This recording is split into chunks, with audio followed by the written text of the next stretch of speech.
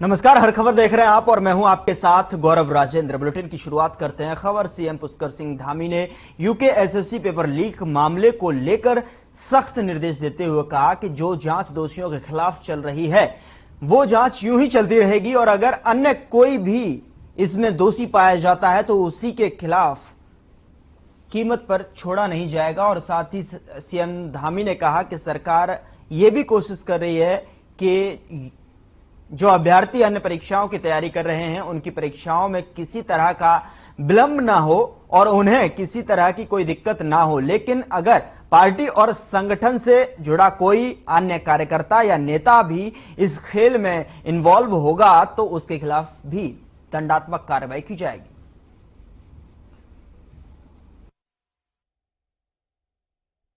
जहां तक आना है जाना है वो तो किसी के भी साथ हो सकता है, लेकिन अगर कोई इन्वॉल्व होगा तो उसके खिलाफ कार्रवाई होगी, कोई बचेगा नहीं। और लेकिन इसके साथ साथ हम यह भी ध्यान रख रहे हैं कि जहां ये जांच चल रही है वहीं हमारे जो इसमें शामिल होने वाले परीक्षार्थी हैं या जिन्होंने परीक्षाओं में भाग लिया है, जिन्होंने योग्यता के और क्षमता के आधार पर अपनी काबिलियत के आधार पर जिन्होंने स्थान बनाया या भविष्य में स्थान बनाने वाले, उनको किसी प्रकार का भी अहित न हो, उनकी परीक्षाएं देरी से न हो, उनके रिजल्ट समय से आए, उस पर भी हम विशेष फोकस कर रहे हैं।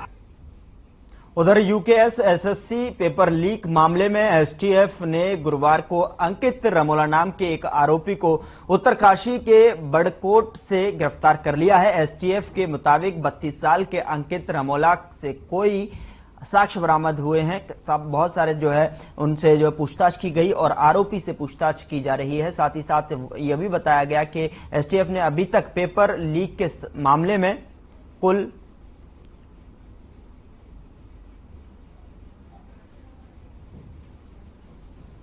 तो देहरादून से यह खबर है जो कि यूकेएसएससी मामले में अंकित रमोला को यहां पर गिरफ्तार किया गया है। बारीकी से गिरफ्तार जो है उनको गहन पूछताछ जारी है और उनसे पूछताछ में कई सुराग हाथ लगे हैं।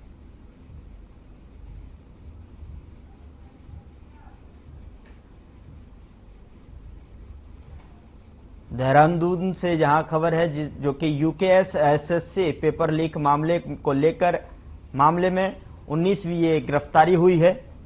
अंकित रमोला की गिरफ्तारी हुई है देहरादून में। यूकेएस एसएससी पेपर लीक मामले को लेकर यह गिरफ्तारी हुई है। बता दें कि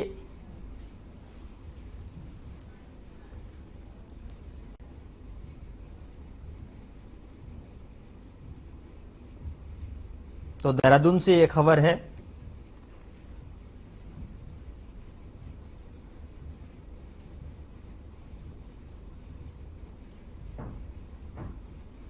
अंकित रमोला को गिरफ्तार किया गया है। साथ ही बता दें कि खबर देहरादून से है जहां यूकेएस एसएससी पेपर लीक मामले को लेकर गहन पूछताछ की जा रही है और लगातार गिरफ्तारियां हो रही हैं और ये 19वीं गिरफ्तारी है।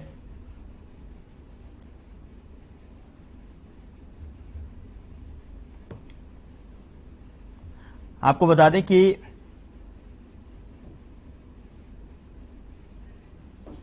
19 आरोपियों को गिरफ्तार कर लिया गया है।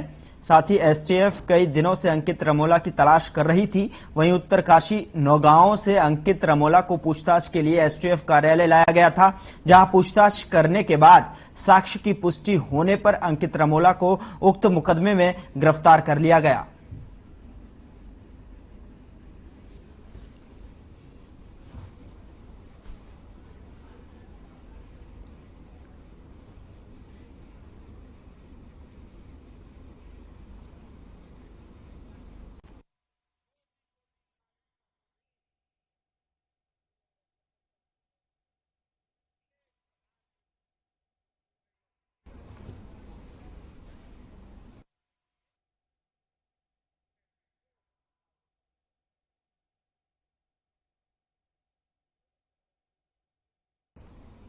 देहरादून से खबर है जहां स्टेट बैडमिंटन चैंपियनशिप का जो है चैंपियनशिप को आयोजन किया गया, जहां पर तमाम सारे जो खिलाड़ी हैं वहां प्रतिभागी के रूप में हिस्सा लेते हुए नजर आए, जिसका शुभारंभ प्रदेश के मुख्यमंत्री पुष्कर सिंह धामी ने किया। 5 दिनों तक ये चलने वाली प्रतियोगिता में 400 खिलाड़ी प्रतिभाग करेंगे। जो भी खिलाड़ी इसमें जीतेंगे वो नेशनल टीम में चयनित किए जाएंगे। इस दौरान प्रदेश के सीएम धामी ने इस प्रतियोगिता की घोषणा करते हुए सभी खिलाड़ियों का उत्साह बढ़ाया और साथ ही साथ इस प्रतियोगिता में वुमेन सिंगल, वुमेन डबल और साथ ही साथ women double, boy single, boys double और मिक्स प्रतियोगिता का आयोजन किया जाएगा। इस दौरान सीएम धामी ने भी बैडमिंटन खेला और इस प्रतियोगिता का आगाज किया।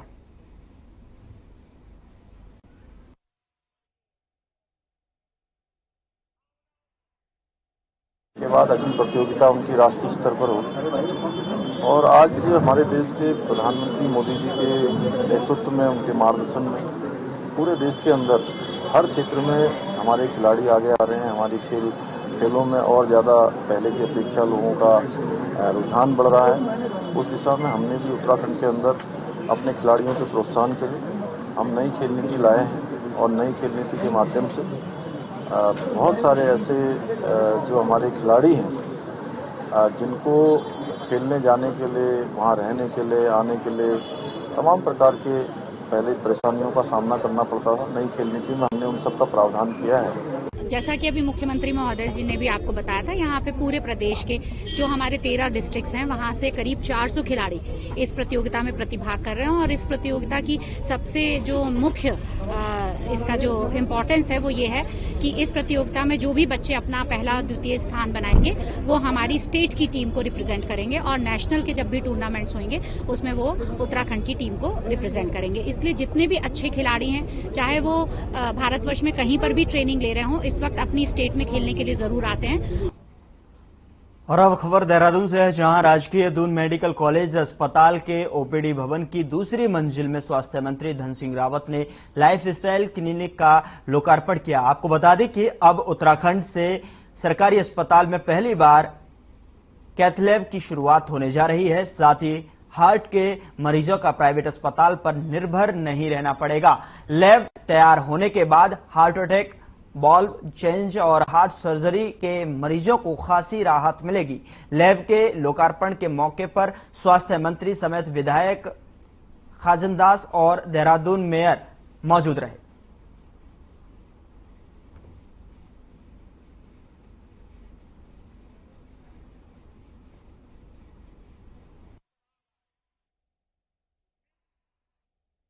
लाइफस्टाइल क्लिनिक हमारी है। आपको पता है कि लाइफस्टाइल को अगर हम मैनेज करते हैं तो बहुत सारी बीमारियों से हम बच सकते हैं। तो इसका ज्यादा से ज्यादा कि हम क्या खाएं, ईट राइट करें और ज्यादा क्या व्यायाम करें, किस तरीके की लाइफस्टाइल रखें, इन सारी चीजों पे होगा। और जैसे जो पेशेंट्स ऑलरेडी डायबिटीज के हो गए तो उनका डायबिटीज किस तरीके से कंट्रोल हो, दवाओं के इतर किस तरीके से और जो है एक्सरसाइज और खाने पीने की चीजों को कंट्रोल करके कर सकते हैं। और आज जो है एक डिपार्टमेंट ऑफ लाइफस्टाइल मैनेजमेंट यहाँ स्टैब्लिश करने की भी बात जो है वो आदेश हम लोगों को प्राप्त हुए हैं, तो जल्दी उस पर भी कार्य करेंगे। कैथ लैब का मतलब ये है जो हमारा ईसीजी के बाद, जेडमील के बाद या जो टीएमटी के बाद जो टेस्ट होते हैं, एंजियोग्राफी और उसके साथ साथ एंजियोग्राफी के साथ साथ अगर जरूरत पड़ी तो एंजियोप्लास्टी या एंजियोल्यूमिनोप्लास्टी वगैरह जो इन्वेस्टिगेशन के साथ इलाज होता है, वो उसमें कैथ लैब का होना बहुत जरूरी है। और उसके साथ क्रिटिकल केयर यूनिट होती है जो हार्ट के पेशेंट को स्टेंट डालने के बाद उसकी जरूरत पड़ती है। देखिए, मेडिकल कॉलेज देहरादून में आज हमने कैथ लैब का जो है यहाँ पे शिलान्यास किया है और हमारा प्रयास रहेगा कि 9 नवंबर को राज्य स्थापना के दिन हमारे मुख्यमंत्री जी इसका विधिवत उद्घाटन करेंगे। तब तक ये बनके तैयार हो जाएगा और एक बड़ी सौगात जो है मेडिकल कॉलेज देहरादून की तरफ से यहाँ की जनता को दिया जा रहा है कि क्योंकि कई सालों से कैथ लैब की यहाँ पे बहुत बड़ी डिमांड।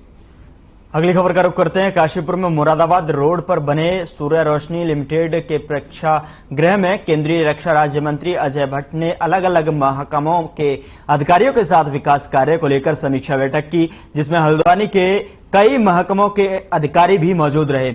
इसके बाद अजय भट्ट ने प्रेस कॉन्फ्रेंस भी की, जिसमें उन्होंने बताया कि द्रोणा सागर के सौंदर्यीकरण को लेकर उन्होंने संसद में आवाज उठाई है और जल्द ही इसका कायाकल्प किया जाएगा। एक सवाल के जवाब में श्री भट्ट ने कहा कि राजकीय चिकित्सालय में डॉक्टरों की कमी को जल्द ही पूरा कर लिया जाएगा। उन्होंने आगे बताया कि कोविड-19 के वक्त से ही उनकी नजर काशीपुर के राजकीय चिकित्सालय पर थी।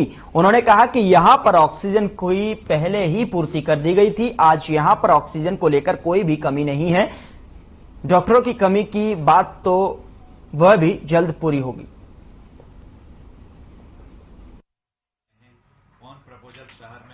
बीच में आना होता है और यहाँ की जनता ने मुझे सांसद चुना और जनता की वजह से आज मैं भारत की संसद में हूँ और साथ में डिफेंस और टूरिज्म जैसा विभाग मोदी जी की टीम में रखा है, इसलिए पूरा श्रेय यहाँ की जनता को जाता है।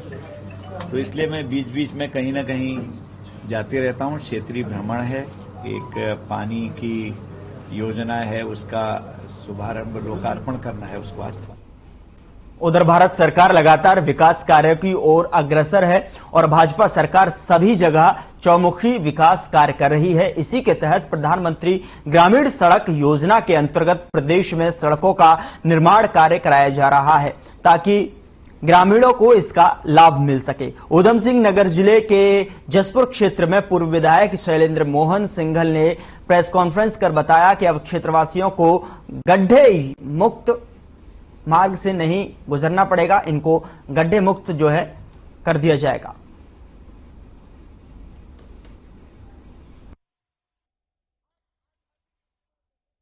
प्रधानमंत्री की बहुत प्रगतिशील ग्रामीण सड़कों को सुदृढ़ करने की योजना है, तो उसी के अंतर्गत प्रधानमंत्री ग्रामीण सड़क योजना के अंतर्गत अभी हाल में ही हमारी 4 सड़कें स्वीकृत हुई हैं, उनके प्रशासनिक स्वीकृति मिल चुकी है, जिनमें हल्द्वानी चौराहे से शिवराजपुर मार्ग, ध्याननगर से सन्यासीवाला, हमारे सरवाखेड़े से गंगापुर मार्ग और एक और मार्ग है।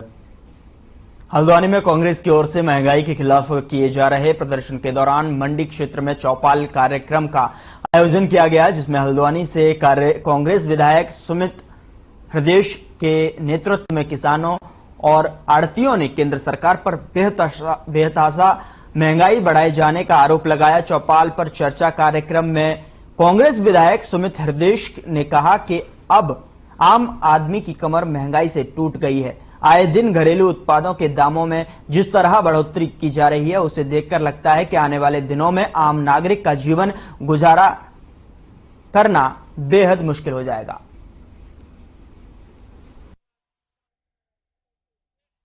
नहीं, देखिए, बड़ा अच्छा कार्यक्रम हमें पीसीसी और एआईसीसी की तरफ से आया है और हल्द्वानी की मंडी से, क्योंकि व्यापक संदेश पूरे क्षेत्र में, पूरे कुमाऊं में जाता है और साथ ही साथ जो उनका दर्द था आम व्यक्ति का, उसको भी हमने बेहतर तरीके से समझा।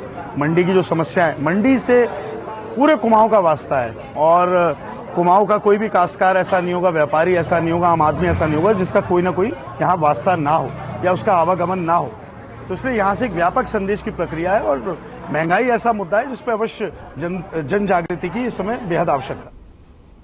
उधर उधम सिंह नगर जिले में पुलभट्टा थाना पुलिस को बड़ी कामयाबी हाथ लगी है। थाना पुलिस ने बदायूं उत्तर प्रदेश के 2 अपराधियों को 3 अवैध तमंचा, 3 जिंदा कारतूस और चोरी की 2 स्कूटी के साथ गिरफ्तार किया गया है।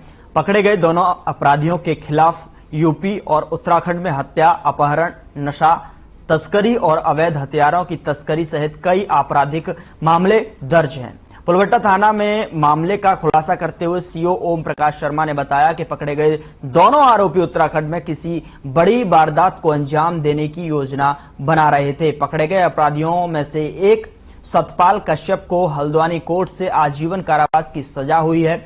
आरोपियों को पकड़ने वाली पुलिस टीम को एसएसपी उधम सिंह नगर ने 2500 रुपए का इनाम दिए जाने की भी घोषणा की।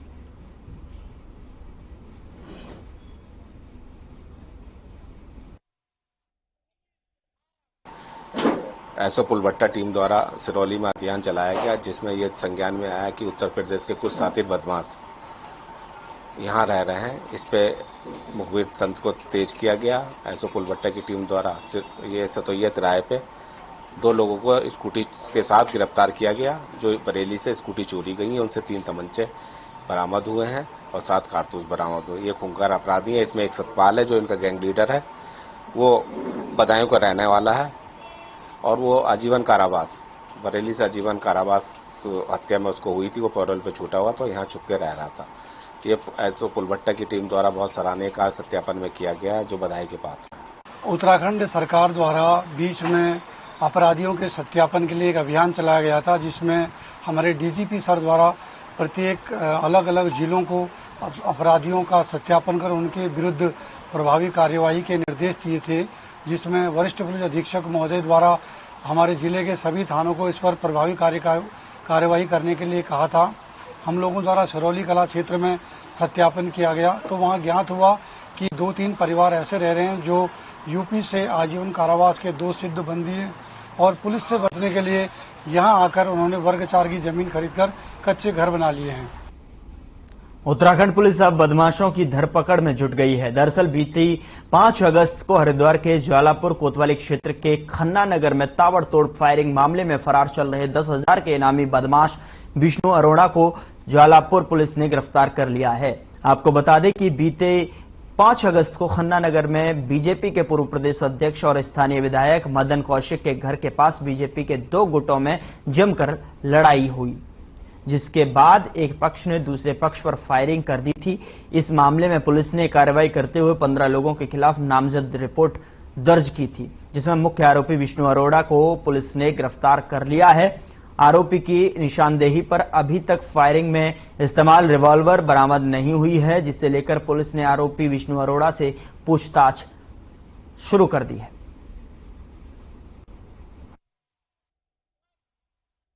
और 5 लोगों के खिलाफ इनाम भी घोषित किया गया था और उनका एनबीडब्ल्यू भी लिया गया था, जिसमें विष्णु अरोड़ा मुख्य था, जिसको पुलिस ने कल रात को 2 बजे के आसपास सेक्टर 2 से गिरफ्तार किया है और अब माननीय न्यायालय में पेश किया जाएगा।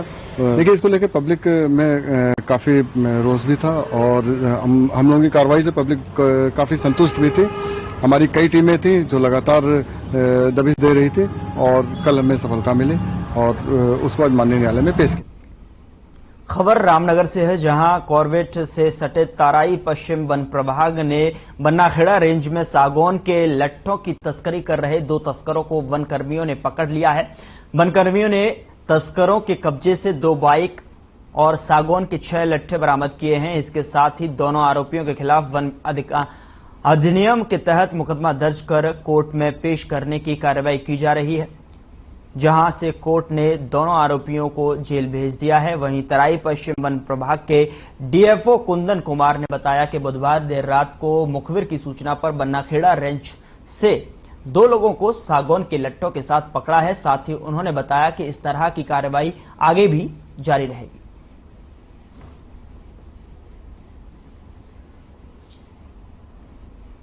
रामनगर से खबर है, जहां पर 2 आरोपियों को सागौन के लट्ठों के साथ में पकड़ा गया। वन कर्मियों के हत्थे चढ़ गए 2 तस्कर, जिनके पास से सागौन के 6 लट्ठे भी बरामद हुए। वन अधिनियम के तहत उन पर कार्रवाई की जा रही है। वन कर्मियों के हत्थे 2 तस्कर चढ़े, जिनके पास से सागौन के 6 लट्ठे भी बरामद हुए।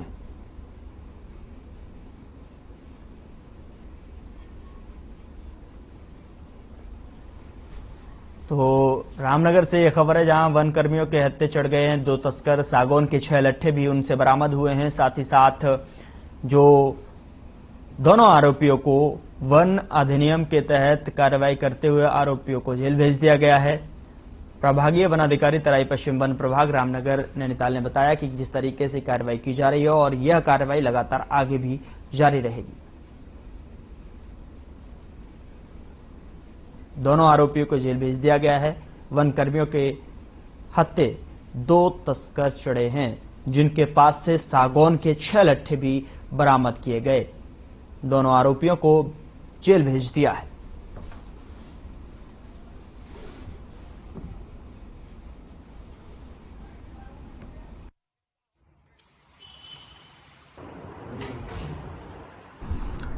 देखिए, तराई पश्चिमी वन प्रभाग के अंतर्गत जो बन्नाखेड़ा रेंज है, उसमें कल देर रात 2 लोगों को सागौन के 6 लट्ठों का जो है अवैध पातन और अभिवहन करते हुए पकड़ा गया है। इन दोनों के विरुद्ध जो भारतीय वन अधिनियम है उसकी सुसंगत धाराओं के अंतर्गत कार्रवाई की गई है और उनको आज माननीय न्यायालय के समक्ष पेश किया गया और उसको कोर्ट जेल भेजा गया।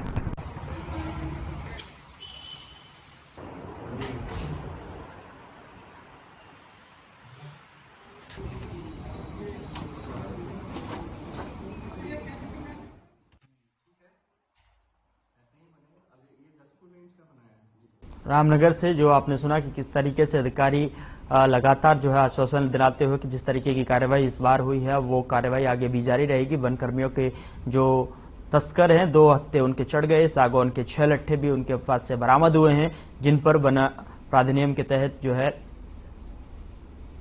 कार्रवाई की गई है और दोनों अपराधियों को जेल भेज दिया गया है। सागौन के 6 लट्ठे भी उनसे बरामद किए गए हैं। दोनों आरोपियों को कार्रवाई करते हुए जेल भेज दिया गया है। वन कर्मियों के हत्थे 2 तस्कर चढ़ गए हैं, जिनके पास से सागौन के 6 लट्ठे भी बरामद हुए हैं। अधिकारियों ने बताया कि यह कार्रवाई जिस तरीके से अभी जारी है वो लगातार जारी रहेगी।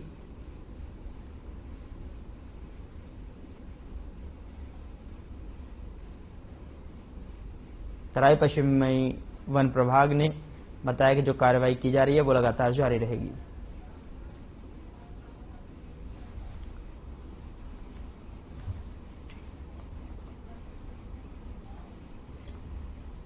उधर रक्षाबंधन पर्व को लेकर 11 अगस्त को रामनगर रेलवे कॉलोनी में अपने घर आई 2 सगी बहनें रक्षाबंधन पर्व के दिन संदिग्ध परिस्थितियों में लापता हो गई।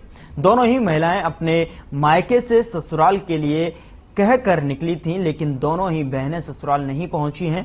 दोनों में से एक महिला अपने 7-8 साल की बेटी और 6 साल के एक बेटे को भी साथ में ले गई है। मामले में दोनों महिलाओं की कोतवाली पुलिस ने गुमशुदगी दर्ज कर ली और उनकी खोजबीन शुरू कर दी है। इस मामले में कोतवाल अरुण कुमार सैनी ने बताया कि दोनों ही महिलाओं की गुमशुदगी दर्ज कर ली गई है और उनकी खोजबीन की जा रही है। उन्होंने शीघ्र ही लापता महिलाओं और बच्चों को सकुशल बरामद करने की बात कही है।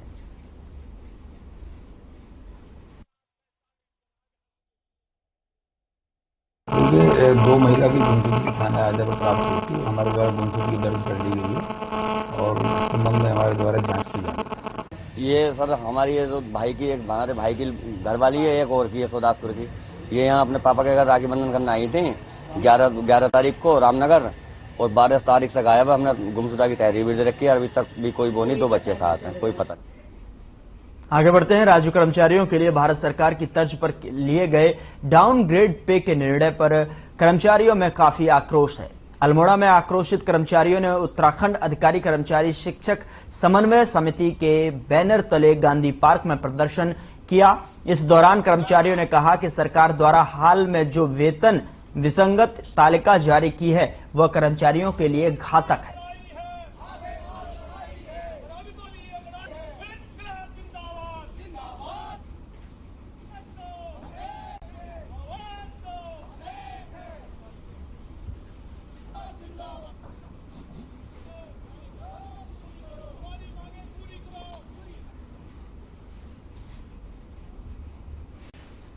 उधर दिनेशपुर में यातायात व्यवस्था सुचारू रूप से चलाने के लिए टुक टुक यूनियन और मैजिक यूनियन के पदाधिकारी और चालकों के साथ थाना अध्यक्ष अनिल उपाध्यक्ष ने एक बैठक की। इस दौरान यातायात संबंधित कई मुद्दों को लेकर विशेष चर्चा की गई। इस दौरान दोनों यूनियनों के पदाधिकारियों ने कई सुझावों का प्रस्ताव थाना अध्यक्ष के सामने रखा। इस दौरान थाना अध्यक्ष अनिल उपाध्याय ने कहा कि शहर में यातायात व्यवस्था को सुधारने के लिए टुक टुक और मैजिक यूनियन के लोगों को लेकर एक बैठक की गई है और उन्हें कहा गया है कि टुक टुक और मैजिक तय जगहों पर ही खड़ा करें, इधर उधर ना खड़ा करें।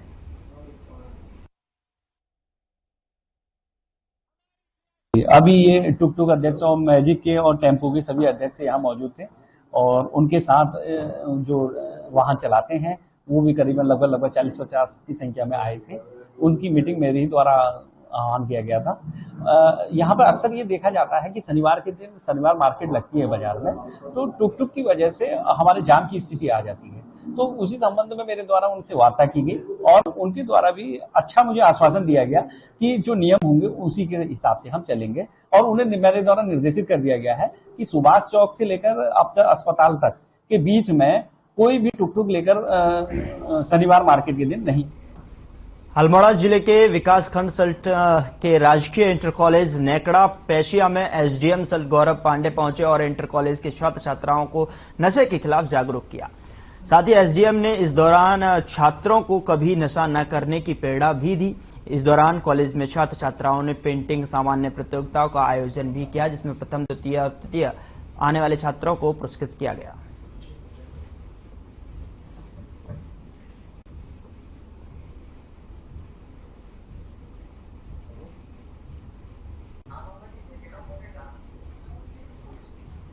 उधर अल्मोड़ा में मां नंदा सर्वदलीय महिला समिति की ओर से 2 दिवसीय कृष्ण जन्माष्टमी महोत्सव का आगाज हो गया है। मुख्य अतिथि के रूप में विधायक मनोज तिवारी ने दीप प्रज्वलित कर समारोह का शुभारंभ किया। इस अवसर पर नगर सहित ग्रामीण क्षेत्रों के बच्चों ने एक से बढ़कर एक प्रस्तुति देकर कार्यक्रम में 4 चांद लगा दिए। साथ ही आपको बता दें कि इस दौरान संस्था की ओर से मुख्य अतिथि के प्रतीक चिन्ह और कृष्ण पट्टिका से सम्मानित किया। हमारे ऐसे त्रिलोकीनाथ श्री कृष्ण भगवान जी का जन्मदिन है, तो हम लोग यहाँ पर सभी बहनें मिलकर के इसको मना रहे हैं और काफी यहाँ पर गरबा, डांडिया और कई ऐसे नृत्य यहाँ पर हो रहे हैं।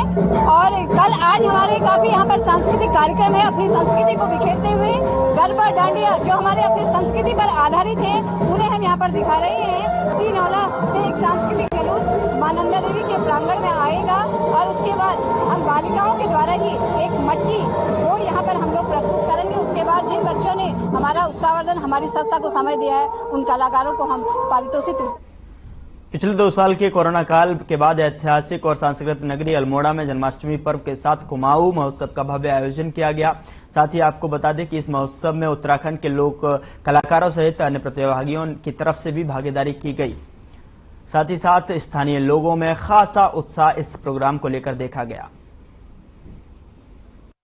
इसमें मीडिया का बहुत बड़ा रोल है, तो मैं पहले तो मैं आप लोगों का धन्यवाद अदा करता हूं आज की प्रेस मीट में। और दूसरा यह है कि आज ये कुमाऊं महोत्सव जो होने जा रहा है, ये एक बहुत बड़ा फेस्टिवल के रूप में है, जिसको हम विगत 2 वर्षों से इस जीआईसी के मैदान में मनाते हुए आ रहे हैं, जिसमें कोरोना काल होने की वजह से हम नहीं कर पाए। हमारा मुख्य उद्देश्य यह है कि जो हमारी संस्कृति विलुप्त होती जा रही है, कुमाऊं की, हमारी गढ़वाल की, उस संस्कृति को हम पुनः मंच पर लाएं, बच्चों को मंच पर लाएं, स्टार कलाकार हमारे आएं और जनता को स्वस्थ मनोरंजन मिले। ये हमारी संस्था का एक प्रयास है। फिलहाल बुलेटिन में इतना ही। आप देखते रहिए हर खबर।